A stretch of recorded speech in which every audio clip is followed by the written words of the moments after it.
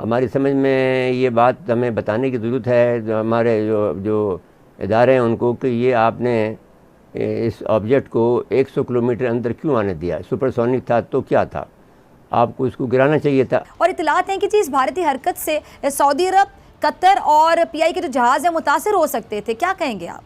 उनको यानी एक जवाब देना चाहिए कि जो गुलेल के फेंका जाए पत्थर हो, लेकिन वो 200 किलोमीटर अंदर जाए जो उनके हाथ पे ले चढ़ सके, तो वो जवाब होगा प्रॉपर जी। अच्छा, अब अगर आप ये कहते हैं कि आप इसको देखना चाहते थे कि ये किस किस्म का है और इसकी गैजेट की आप इसकी नकल करना चाहते थे, तो वो एक अलग बात है, तो वो उसको फिर भी एक्सप्लेन होना चाहिए।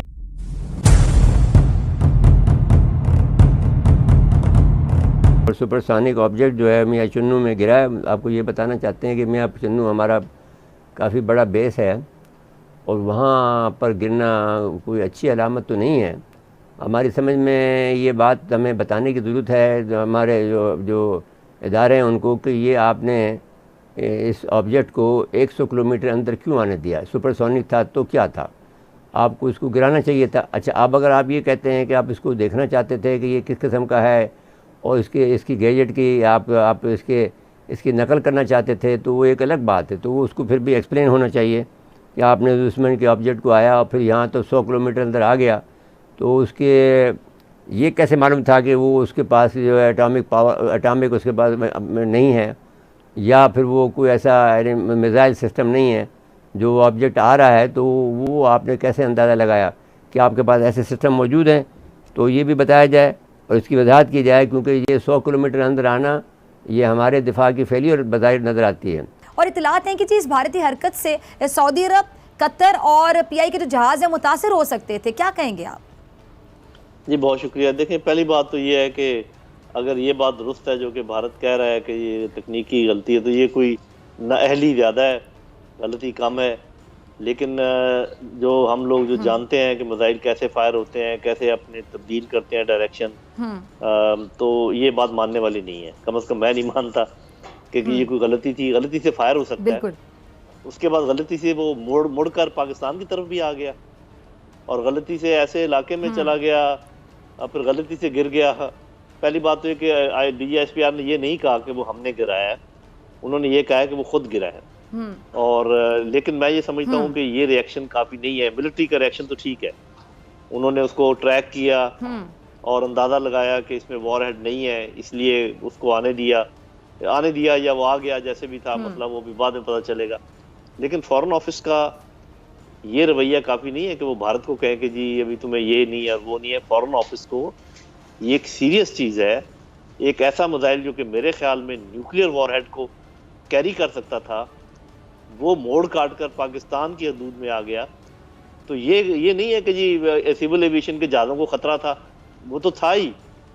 पाकिस्तान को कितना बड़ा ख़तरा था, मेरा ख्याल है कि UN सिक्योरिटी काउंसिल में लेकर जाने वाली बात है, UN के लेवल पे लेकर जाने वाली बात है कि एक न्यूक्लियर केपेबल मिसाइल पाकिस्तान पर दागा गया है और उसके बहुत सारे वजूहात हो सकती हैं। तो मेरा ख्याल है कि हमारा रिएक्शन वीक है, कमज़ोर है और एक न्यूक्लियर पावर के स्टेटस का रिएक्शन नहीं है। ये एक अच्छी बात है कि पहले पाकिस्तान की तरफ से एक जिम्मेदारी का मुजाहरा किया गया, हमने कोई इल्ज़ाम नहीं लगाया, मौका दिया भारत को कि वो वजाहत करे और अब भारत ने भी उसका एतराफ़ किया। लेकिन इसके अंदर शहबाज मेरे ख्याल में जो कैच है, पाकिस्तान और भारत दोनों न्यूक्लियर मुल्क हैं और ये रिफ्लेक्ट करता है कि अगर भारत के अंदर से इस तरह टेक्निकल वजूहात की बिना पर एक मिसाइल फायर होता है, पाकिस्तान के अंदर आके गिरता है, खुदा ना खास्ता कोई भी मिसअंडरस्टैंडिंग हो जाती है। दोनों न्यूक्लियर मुल्क हैं, इसमें जंग भी छिड़ सकती है। दो चीजें, तो खैर पाकिस्तान का जो रवैया वो काबिल सताइश है, उन्होंने पेशेंस से, बुर्दबारी से काम लिया। इसी तरह फिर भारत ने भी अपनी गलती का एतराफ़ कर लिया। अब इसको बिल्कुल दूसरे जाविये से देख लें, अगर ये गलती पाकिस्तान से हुई होती तो इस वक्त जो हिस्टेरिया क्रिएट हुआ होता इंडियन मीडिया में और इंडियन हुकूमत इसके ऊपर कैसे रिएक्ट करती, खासतौर पर ऐसे वक्त में, मेरा ख्याल परसों ही उनके इलेक्शंस थे कुछ रियासतों में, तो सिचुएशन थोड़ी सी डिफरेंट हो सकती थी। तो अभी हम इसको इस तरह से देख रहे हैं कि आपने ये जानबूझ के किया है और जानबूझ के इसलिए किया है कि इस ऑब्जेक्ट की जो आपकी हैयत है, जो इसकी बनावट है, उसको आप चेक करना चाहते हैं कि क्या चीज़ है कि जो सुपरसोनिक है और ये जो ऑब्जेक्ट इन्होंने इंडिया ने क्यों भेजा है, उस बात को समझने के लिए समझने के लिए आपने इसको आने अंदर दिया। लेकिन बहरहाल इसकी जो वजाहत मैंने दो मांगी हैं वो आपको करनी पड़ेंगी। जी ज़ैन साहब आगे चलें। आगे आ जाए। आगे जी चीनी तैयारे जो हैं JF-10 जो हैं जो पाकिस्तान को मिल गए हैं और वो जो बहुत उसमें अब इसके बाद में वो जो आपका राफेल तैयारा वो बेकार हो गया है इनके JF-10 के मुकाबले में। JF-10C जो है वो 5th जनरेशन का है और जबकि ये 4.5 का है राफेल जो है जी। तो इस लिहाज से हमारी सुपरमेसी फिर से कायम हो गई है। जो राफेल के आने से ये लोग बड़े खुश हो रहे थे और उस पर उसकी पूजा पाठ कर रहे थे, लेकिन हमारे जो वज़ीर-ए-आज़म ने भी JF-10 का मैंने मायना किया है आज। जी जी।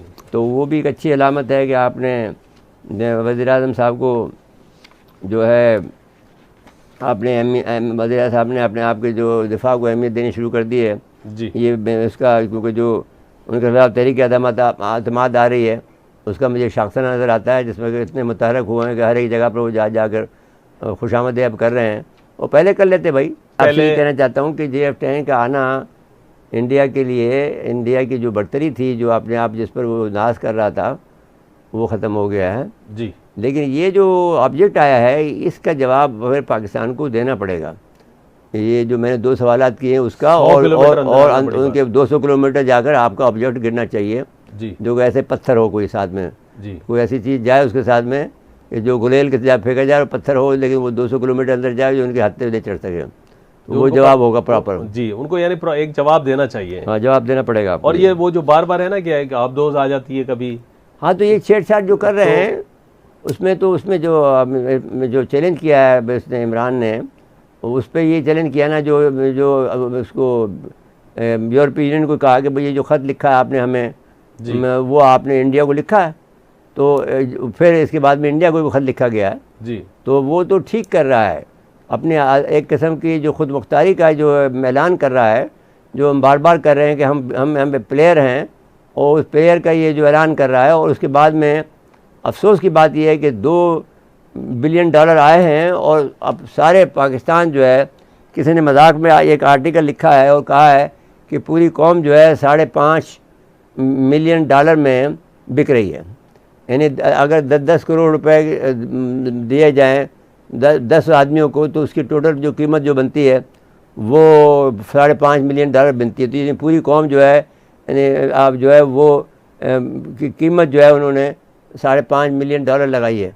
तो अगर ये कीमत हमारी है कि जैसे पूरा पाकिस्तान बिक जाता हो और एक हुकूमत तब्दील हो जाती हो तो गैरत की बात है और शर्म की बात है। जो लोग भी बिक रहे हैं उनको जो है आधा गाड़ कर जो है ख़त्म कर देना चाहिए, ज़मीन में गाड़ देना चाहिए। बिल्कुल ठीक। अब अगर तुम लोग नए हो तो सब्सक्राइब करो, वो जो लाल वाला बटन है उसके साथ स्कैम करो या फिर महफिल जमाओ, मुझे नहीं पता, बस क्लिक हो जाना चाहिए। अब मैं भी जा रहा हूं, मुझे पार्क में स्टंट्स मारने जाना है। बाय।